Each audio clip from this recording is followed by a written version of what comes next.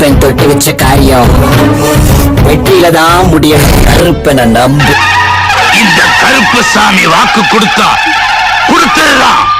இது சத்தியம்.